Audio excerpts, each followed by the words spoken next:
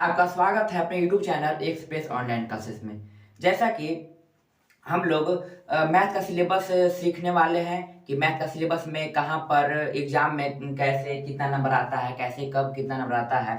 और चलिए हम लोग मैथ के सिलेबस की ओर चलते हैं। चलिए मैथ का जो सिलेबस है इसको हम लोग दो भागों में बांटे हैं। मैथ के सिलेबस को दो भागों में बांटे हैं, एक भाग है ऑब्जेक्टिव, एक भाग है सब्जेक्टिव। ऑब्जेक्टिव में आपको 100 को में 50 को बनाना है। ऑब्जेक्टिव में 100 को रहेगा क्वेश्चन, 100 को ऑब्जेक्टिव रहेगा, उसको में से आपको 50 को क्वेश्चन बनाना है जिसको में से फार्मूला में 10 अंक आएगा। मतलब कि जो 100 ऑब्जेक्टिव है उसको ही में 10 ऑब्जेक्टिव ऐसा रहेगा जो डायरेक्ट फार्मूला पूछा जाएगा। इसलिए आप लोग फार्मूला को बहुत अच्छी तरीके से पढ़िएगा ताकि आप लोग को 10 नंबर एकदम आसानी से बोर्ड के एग्जाम में आ जाए। चलिए हम लोग ऑब्जेक्टिव को देख लिए कि 100 को रहता है जिसमें से 50 को बनाना रहता है, जिसके में से 10 को फार्मूला रहता है। चलिए मैथ के सिलेबस को हम लोग जैसे कि हम लोग मैथ के सिलेबस को दो भागों में बांटे थे।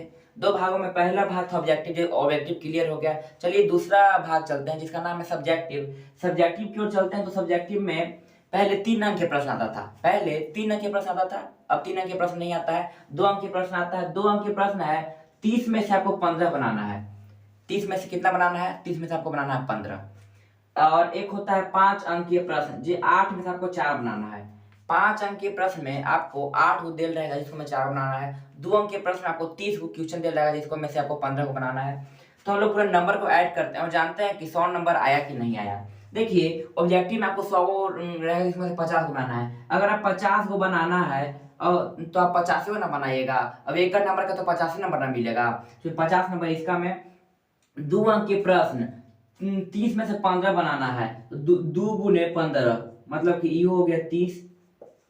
अब 5 अंक के प्रश्न है जिसको में से 8 को क्वेश्चन रहेगा जिसको में से 4 आपको बनाना है। तो 5 गुने 4 50 हो गया इन्हें, 50 हो गया इन्हें, मतलब कि 50 प्लस 50 बराबर 100। पूरा हम लोग को 100 नंबर का हो गया। और हम लोग जानते हैं कि सब्जेक्टिव में जो 5 अंक के प्रश्न होते हैं वो कहाँ से आते हैं। 5 अंक के प्रश्न होते हैं वो ग्राफ आते हैं। ग्राफ आप लोग अच्छे से पढ़ लीजिएगा तो 5 अंक के प्रश्न ग्राफ है वो पक्का आता है। रचना से आता है जिसको हम लोग कंस्ट्रक्शन भी बोलते हैं, रचना से भी आता है। वृत्त से आता है लेकिन हम उतना गारंटी के साथ नहीं बता सकते हैं कि वृत्त से आता है कि नहीं आता है। लेकिन ऊंचाई और दूरी, देखिए ग्राफ, रचना जिसको हम लोग कंस्ट्रक्शन बोलते हैं, ऊंचाई और दूरी जिसे हम लोग हाइट एंड डिस्टेंस बोलते हैं, उससे तीनों से एकदम 99% है कि 99% है कि एक क्वेश्चन तीनों से आता है। हर बार 5 अंक के प्रश्न में तीनों से क्वेश्चन पूछा जाता है। अब बाकी बात हम बोला कि 8 को क्वेश्चन रहता है। 8 प्रश्न है तो 8 तीन गो इसको में से आ जाएगा, एगो इसको, एगो इसको, एगो इसको, एगो ट्रिग्नोमेट्री से आता है, मतलब सिद्ध करने के लिए, प्रूफ करने के लिए।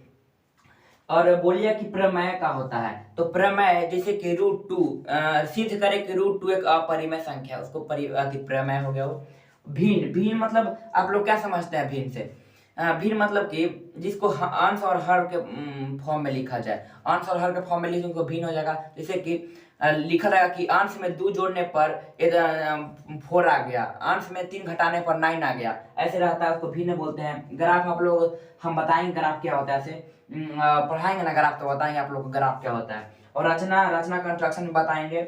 ऊंचाई और दूरी बताएंगे। उम्मीद है कि आप लोग को ये वीडियो बहुत अच्छे से समझ में आया होगा और मैथ में कहाँ से 100 नंबर आता है ये भी आप लोग को पता चल गया होगा। अगर चैनल पर नया है तो चैनल को सब्सक्राइब करके बेल नोटिफिकेशन को दबा दें। और ये आप लोग को समझ में आया तो आप इसे कृपया करके लाइक कर दें और अपने दोस्तों में ज़्यादा से ज़्यादा शेयर करें।